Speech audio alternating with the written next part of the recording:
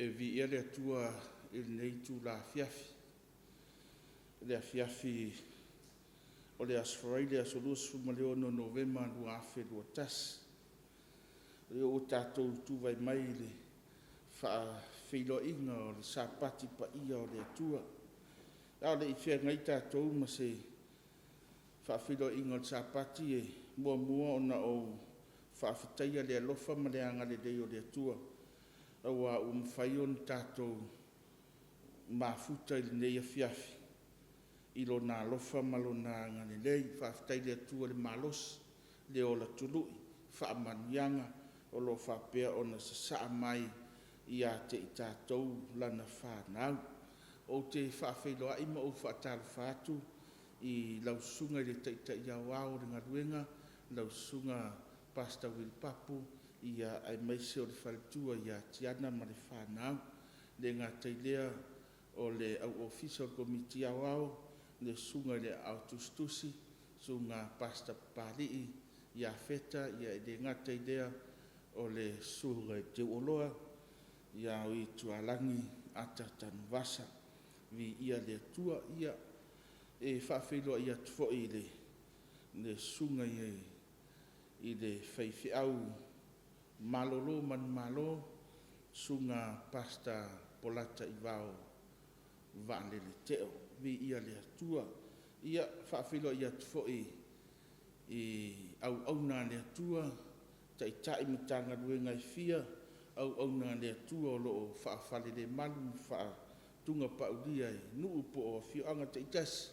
ia vi ia le atua i lo o tou ngā rurue i ngā luenga le atua ia e misfoi ia o i lava se tasi o lo mai moa whaafonga mai le nei a fiafi o le Australia ia o te whaatalofa ma o Faafeiloa i atu i le suafa o Yesu Keriso i le nei a fiafi ia vi ia le atua o le a whiangai tātou ma le pese o saunia i le au whai pese.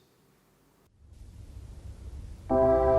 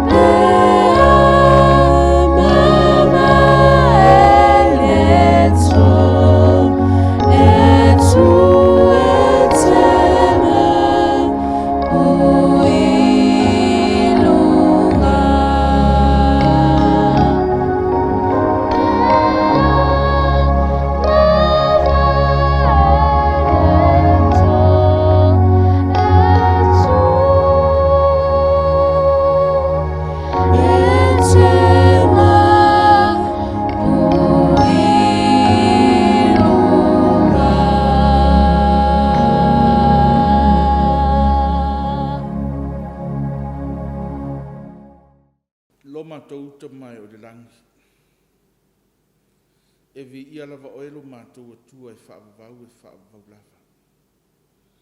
O laua fionga o le tapasā le tapasā i dai o mātou o la whaarenganga. Aua o laua fionga o lo e a o mai ina ia mwhai o na mātou sāwa valitonu ia mātou maua le langi ma le ola e whaavavau. Lau au na o la whaale o ina lo whina ngalo ni ia fiafi o lo Sapati ia nā tia le tangata ngao ma le whatau wa. A ia avea o se mea whainga ruenga malosi o au. Ma whai o ni whaale o ina lo whina ngalo. Tā pena masau ni ai lau whanang au au ai whaitoa o ilo mātou tua. Ia vi ia oi whaavau lava. Amen. Il tusi leo Efeso lon ta upu edima. Tusi le apostolo Upolu. A lona whai upa sfun ma le ono e whai ma mau au tu or whiau i le afiafile nei Faafeiloaiga o le Sapati o le atua lau whai tauina Efeso lon ta upu edima le whai upa sfun ma le ono ia whaonga ina e o tau aso le nei o langa a wā o na po nei ua leanga. Doi whaafonga. Ia whaonga ina e o tau aso o le nei o langa a wā o na po nei ua leanga.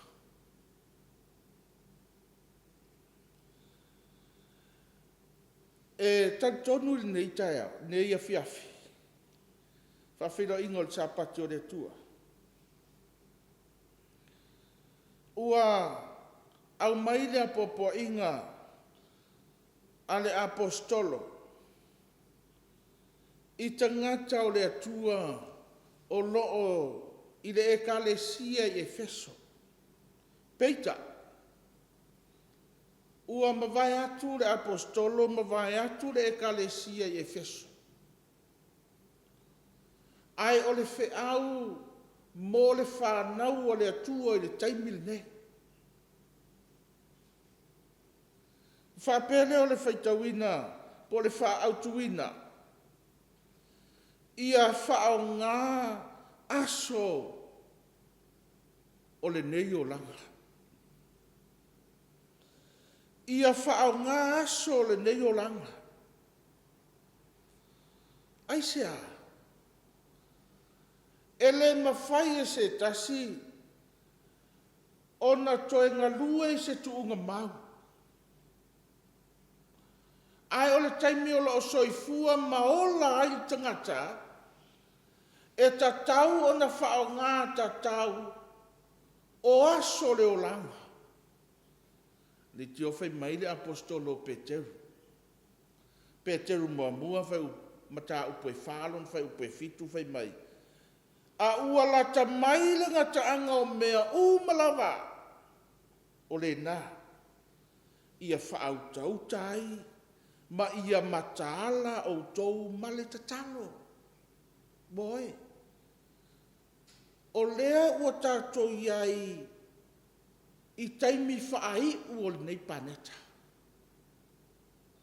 E le ngata ina au mai e le apostolo Paulo e whao ngā tatau aso to toi o leo langal nei. Ai mōli mau fōi le apostolo Peteru ua lata mai le ngata anga o mea uma tātou whautauta. Whautauta. Lona winga a tautala ma le whautauta. A savali ma le whautauta. Matala. E leo le matala, foi dale vai aso atoa o pupula o mata se itulo, te hai. Ai o le mawhauwhau o le tangata. E ala i taimi uma. E mawhauwhau ai. I mea o le aho o mai. Woi. Whao ngā aso. Pea o na o whai atu. E lea toi mawhai is tangata.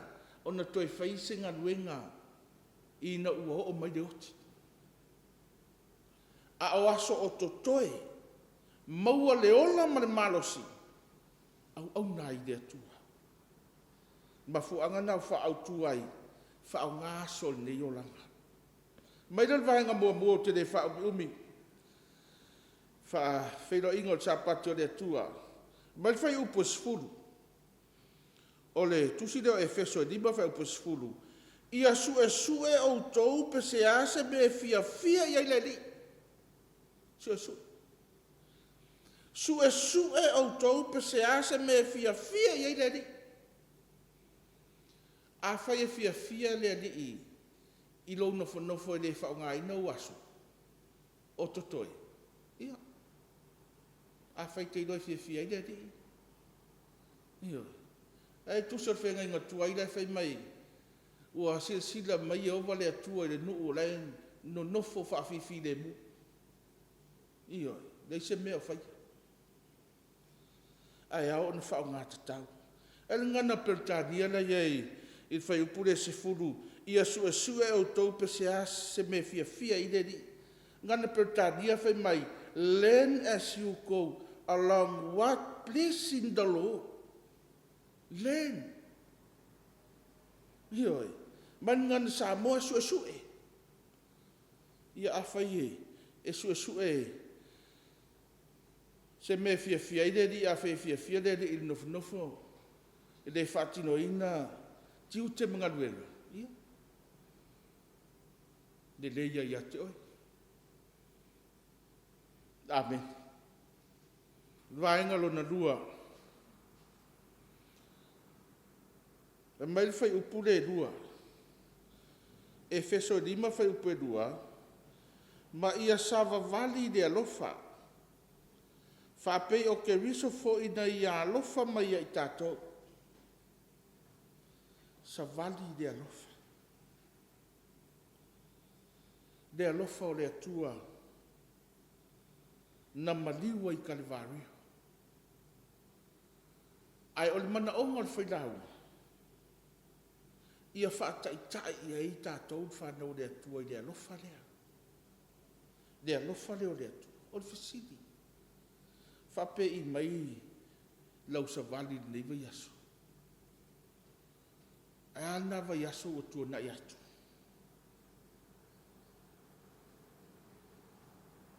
Sava vali le alofa. O le alofa e te whaatino i nai mea uma. Tusi o Kolose, o le alofa e lautua i mea uma. Lo na winga o le fusi. O le alofa e ufi ai nga sala i tete. Ia. Mai leo vaenga lon tolu. Fai upule tolu. A ole fai taanga ma mea leanga uma ma le manu. Awane i taha ua lava ia te outou. E pei on tatau i e ua pa ia. Mai leo fai upe lima. A wawa outou i loa le nei mea. Ai se fai taanga po se fai mereanga po se manu. O le ifo i tupua lava lea. E le maua i la tau se tofi le malo ke miso. O le atua lea. Boy. O le tangata pa ia. E tusi o whaaringa. Fai mai o le mea le nei ua iai le ono sai o le au pa ia. O e tausi i Upoluaiga ma taofi le mau ia Yesu. O tangata pa ia la, e le manumanu. O tangata pa ia, e le manumanu. E le manumanu, e le ngata, e le manumanu i o lātou tamau ainga. E le manumanu i o lātou wola. E ofo o lātou wola. E au na i le atua. Mafu angana e whaau ngā ai aso o to toe o lo wola. E te au na i le atua. Aisea, au ua lata mai le ngata anga o mea uma. Pe a o mai le oti. E le mawhaiuna e toi tū la ingu whaatino ina ni ngā le atua. Aisea, e le mwhai toi whatinoina se mea i tunga ma. Ai o le taimi olo e mawai le malos. Te au auna i le atua mwhao ngā tatau wa yaso le nei ola. O na whaamanuia leo le atua i te oe. E whaamanuia le atua i lau whana. E whaamanuia le atua i lau i le ele. Pe a whai. E te whao ngā ina tatau aso o to toe o lau soifua. La usau ni al talo. Lo mātou ta mai o le langi. E vivi i au mātou loto ma mātou whaafetaia oe lo mātou atua le nei a fiafi. Au au a mātou tū vai mai lo Sapati pa ia. O lau a fionga. Ua e a o mai i a te i mātou. O le tapasai nai lo mātou wola whaale nganga. Vi ia oe lo mātou atua. Le atua e. O mātou Faafeiloaiga lo Sapati le nei a fiafi. Mātou wole ia te oe. Aso a tai au. Pe a tusai lo alofa ma lo wanga le lei. Tala ai fai to toa o man. Mātou ufale matapua i atu i ate oe. Lo mātou ta mai o langi. Whaamanuia i lau au na tai au au lau ngaruenga. Fōwa i de malosi.